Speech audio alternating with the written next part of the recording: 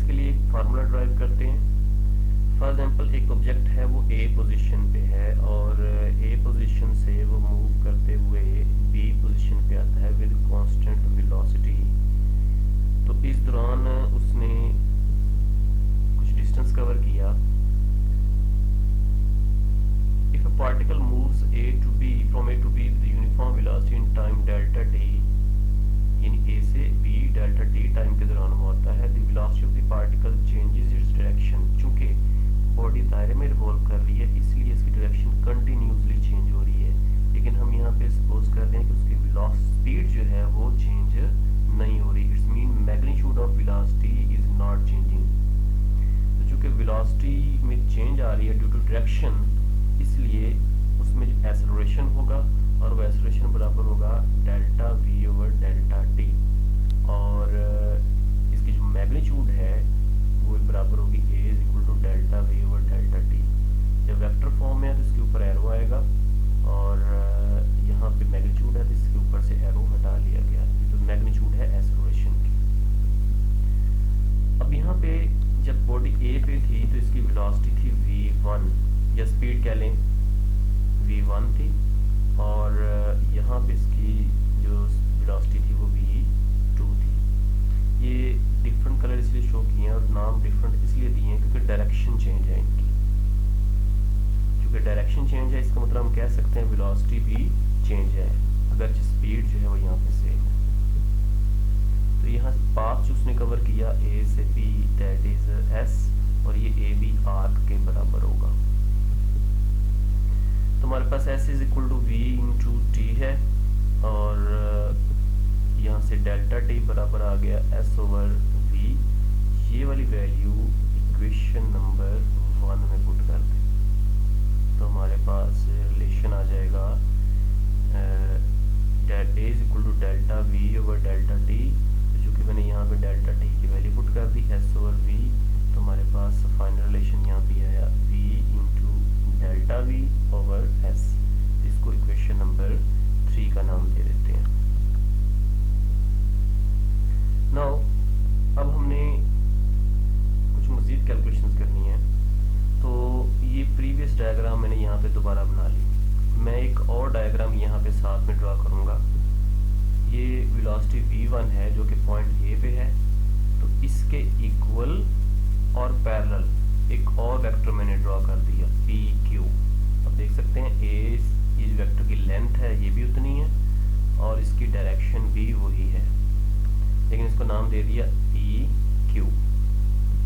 इस तरह से v2 के इक्वल और पैरेलल एक दूसरा वेक्टर ड्रॉ किया, इसको नाम दे दिया पी आर। तो हमारे पास ये जो डेल्टा वी है ये चेंज इन वेलोसिटी आ गया, यानी इतनी वेलोसिटी में चेंज आई है। v1 plus delta we v2 के बराबर होगा according to head to tail rule. अब यहाँ पे आप देख सकते हैं as radius is always perpendicular to tangent. ये रेडियस है और ये टेंजेंट के, ये वेलोसिटी हमेशा टेंजेंट में होती है तो इसके परपेंडिकुलर है। ये हम कह सकते हैं O A is perpendicular to v1, similarly O B is perpendicular to v2। तो अब यहाँ पे देख सकते हैं वेक्टर मूव भी कर रहे हैं, ये एक दूसरे के परपेंडिकुलर हैं और इस तरह से ये एक दूसरे के परपेंडिकुलर हैं। तो हम कह सकते हैं ए ओ बी एंगल बराबर होगा क्यू पी आर, यानी दो इक्वल साइड्स के दरमियान जो एंगल है वो बराबर होगा। तो यहाँ पे v1 और v2 की मैग्नीट्यूड सेम है, तो इनके दरमियान जो एंगल है वही होगा जो r दोनों रेडियाई के दरमियान होगा। और ऐसी ट्रायंगल्स जिनकी दो इक्वल साइड्स के दरमियान एंगल भी सेम हो उनको आइसोसेलेस ट्रायंगल्स कहते हैं। अब चूंकि यहाँ पे v1 और v2 की मैग्नीट्यूड सेम है इसलिए इन दोनों को एक ही नाम दे देते हैं v। अब यहाँ पे गौर करें, एंगल के सामने यानी थीटा के सामने जो साइड्स हैं ये दोनों यहाँ पे ए बी और यहाँ पे क्यू आर। तो ए बी इसको मैंने क्या किया, ये जो थीटा के सामने साइड है ए बी को मैंने किसी एक साइड पे डिवाइड कर देता हूँ, आर पे डिवाइड कर दिया, ए बी को आर पे डिवाइड, और इस तरह से राइट साइड पे क्यू आर यानी डेल्टा वी को वी पर डिवाइड कर दिया। अब एक और चीज़ देखते हैं, delta t approaches to zero का क्या मतलब है।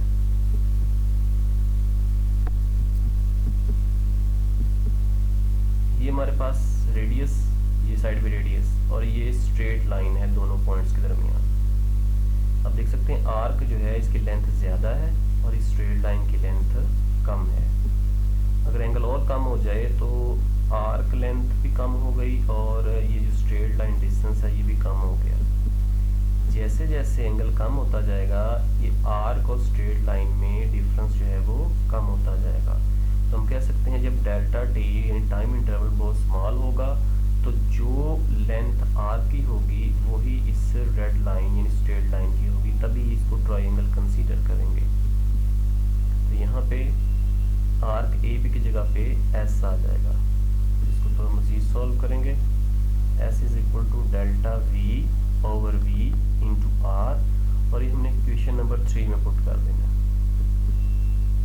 तो हमारे पास इसको सॉल्व करने के बाद आ जाएगा we square over are.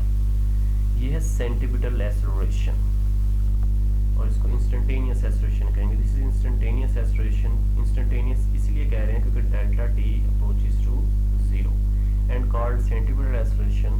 This acceleration is directed along this radius toward the centre of the circle. इस एक्सेलरेशन की direction toward the centre of the circle होती है। तो नेक्स्ट हम ये देखते हैं कि कैसे होती है। अच्छा, अब गौर करें, पी क्यू जो है, पी क्यू ये परपेंडिकुलर है ओ ए के, क्योंकि ये V1 के पैरेलल है, और इसी तरह से पी आर परपेंडिकुलर है ओ बी के। तो हम कह सकते हैं ये जो क्यू आर है, दोबारा देखें, पी क्यू ओ ए के पैरेलल है, परपेंडिकुलर है, पी आर ओ बी के परपेंडिकुलर है।